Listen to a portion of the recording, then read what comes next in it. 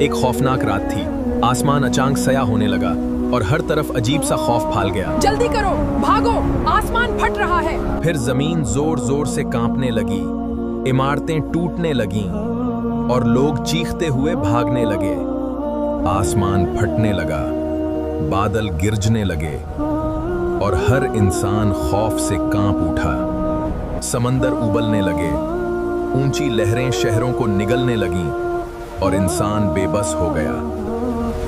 پہاڑ ریزہ ریزہ ہونے لگے، زمین پر گرد ہی گرد چھا گئی اور ہر طرف تباہی پھیل گئی.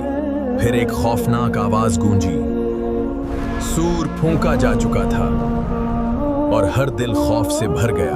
ہر انسان خوف میں ڈوب چکا تھا، کوئی مددگار نہ تھا. ہر شخص صرف اپنی جان بچانا چاہتا تھا.